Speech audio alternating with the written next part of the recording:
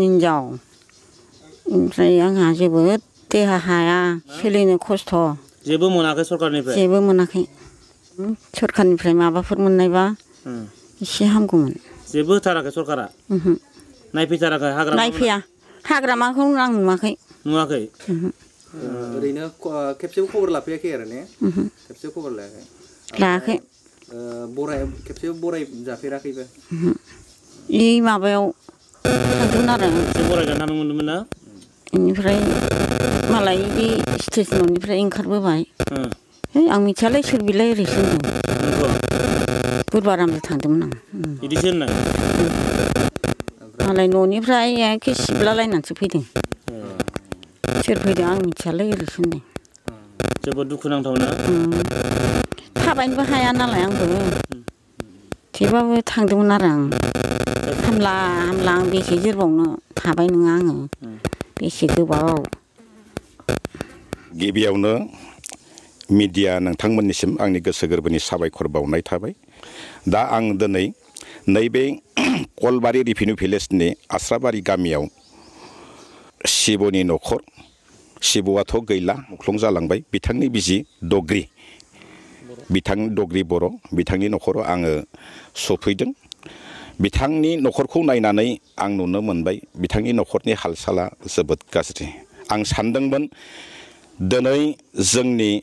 BSc BTC जालांबाय दिनै सरकारा 15 बोसोर 17 बोसोर रायजो खुंबोबाय बे रायजो खुंनायाव आं सानदोंमोन बिथांमोननि नखरा बिथांमोननि अनसुंथाइ मोननानै जोबोद मोजाङै आलो गोजोनै नखर संसारखौ खुंनानै दं होननानै आं सानदोंमोन नाथाय नुनानै मोनफैबाय बिथांमोननि हाल-साला जोबोद गाज्रि बिथांमोना साननांगौमोन जिहेतुके जोङो बिथांमोननि सरकारखौ रायजो राजाफोरा आसा खालायदोंमोन बर' रायजो राजानि बर' फिसाफोरनि बर' हारिनि गेजेराव जिबिलाक अलखदाव गोग्लैनाय मुंख्लं जालांनाय बिथांमोननिसिम बिथांमोना बैफोरबायदि नखरखौ नायगोन होननानै सानदोंमोन नाथाय दिनै बिथाङा मिथिगौ दिनै जाय सरकार सलायगिरि बिथाङा मिथिगौ 15 बोसोर 17 बोसोर सलायनानै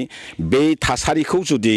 खेबसेबो दावबायनानै गिदिंफैनानै जुदि नायफैया जोबोद दुखुनांथाव सानदोंमोन जोङो जोबोद माने हांखोनि बेलायाव मुंख्लं जालांनाय आमला शिबमोननि दिनै शिबनि नखराव नुफैबाय आमलानि नखरावथ' जों नुजाहैथ'नो हायाखै इयुनाव जों सुबिदा मोनोब्ला जों आमलानि नखरावबो सहैगोन दा बेवहाय जों नुफैनानै मोननायाव जोबोद दुखुनांथाव मानो होनब्ला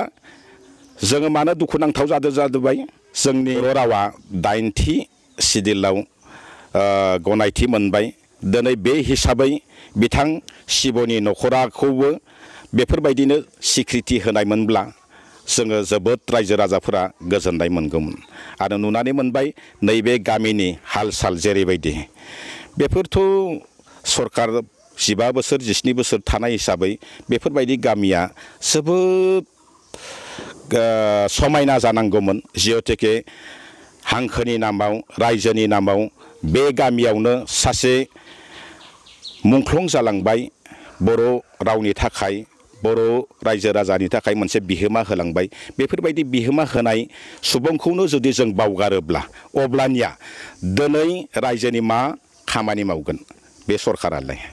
जियानो जाथों जोङो दिनै इउपिपिएल होननाय सोदोब बा राजखान्थि हान्जाखौ नोंथांमोना मिथिदों आरो खोनाबोगासिनो दं दिनै बे इउपिपिएल हान्जायाव जोंनि आफादगिरि मानगोनां प्रमद बर' बिथाङा दिनै बे हाल-सालखौनो नायनानै गोदानै राजनितिक हान्जायाव बिथाङा जइन जाफैदों आरो बिथांनि जइन जानायाव दिनै इउपिपिएल हान्जाया गोदोयो एसे दुरबल दंमोनबाबो दायो खबलाव मोनफैबाय मानो होनब्ला बिथांनि नाजानाय बिथांनि गोहो जिथुबा स्पिरिटआव दिनै बर' हारिनिल' नङा गुबुन गुबुन हारिनि मानसिफोराबो बे आफादाव बिथां जोंनि सार प्रमद बर'नि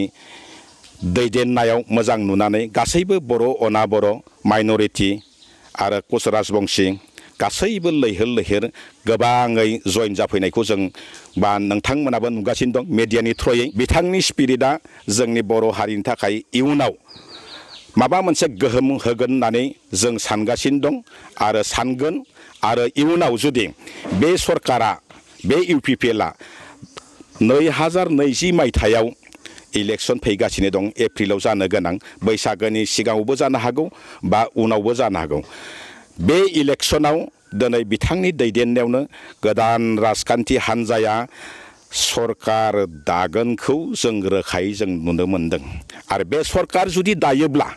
जोंनि सरकार जुदि दायोब्ला जोंनि आफादगिरि प्रमद बर' सारनि दैदेननायाव जुदि सरकारा जुदि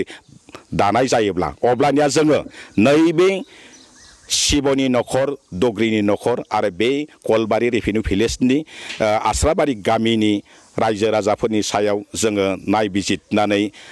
अभाब अभियोग गासैखौबो डेभेलपमेन्ट खामानिफोरखौ जों नायगोन आरो नैबे शिबनि नख'रखौबो नायगोन जिहेतुके बिहा हारिनि सायाव बेनि नख'रा गोहोम दङ बेखायनो बेखौ जुदि बावगारोब्ला जों इनाय जागोन पाप नांगोन प्रमद बर' सारा फैगौ सरकार दानाया रोखा बे सरकार दानायनि उनावनो जोङो गासैबो रायजो राजानि गांनाय उखैनाय